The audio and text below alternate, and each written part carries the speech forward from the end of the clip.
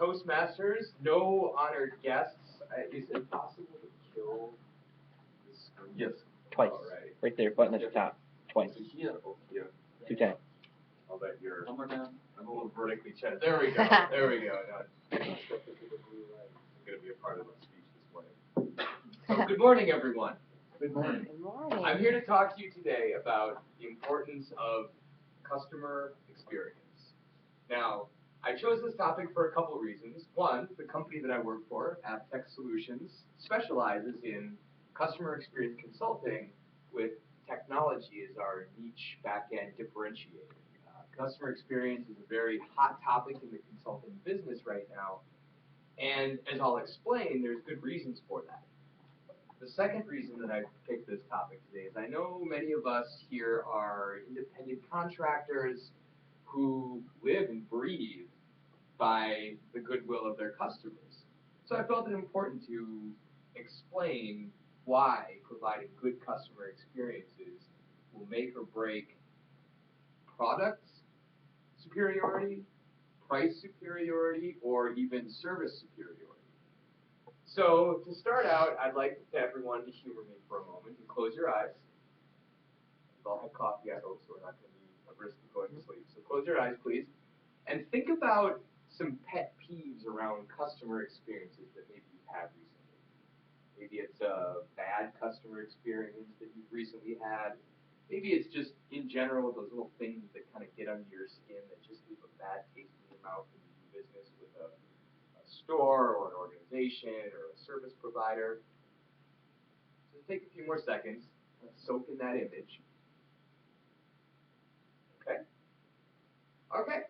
I want you to come back into the room.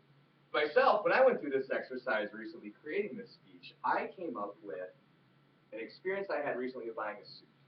Now, I went to a place over in St. Paul called Jaime's Haberdashery.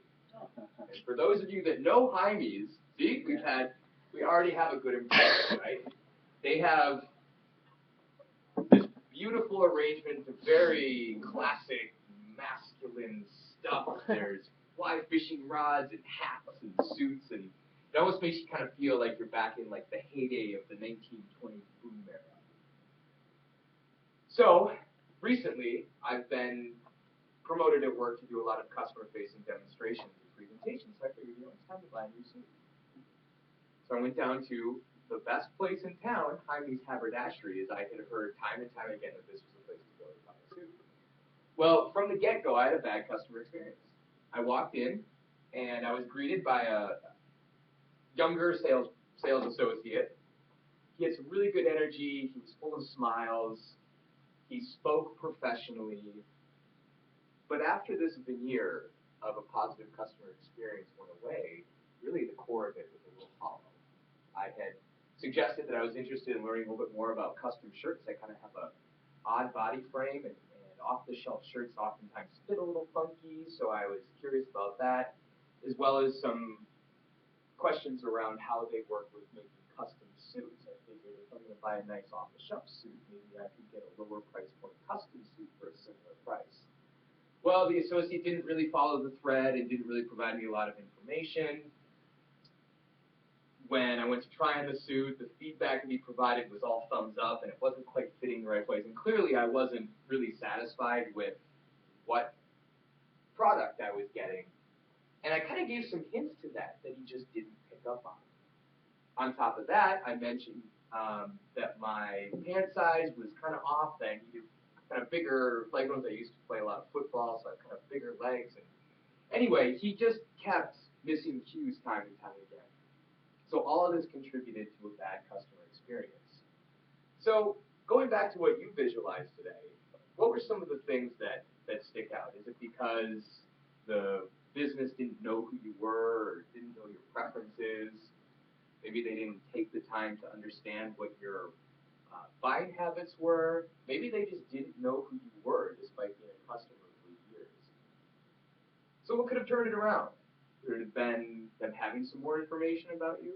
Could it have been knowing what your buying habits were? Have you ever had the experience of calling something so simple as a process of how you engage with the company?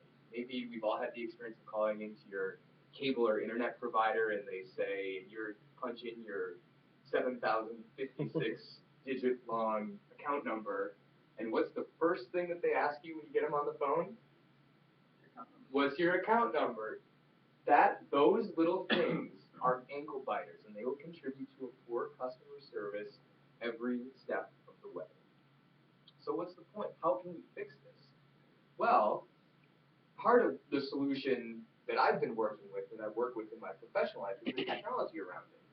So the company I work for, Tech Solutions, specializes in a contact center software application that has a best-in-class, what's called an auto call distribution engine, which is the intelligence behind call routing, is getting the right agent connected with the right person at the right time.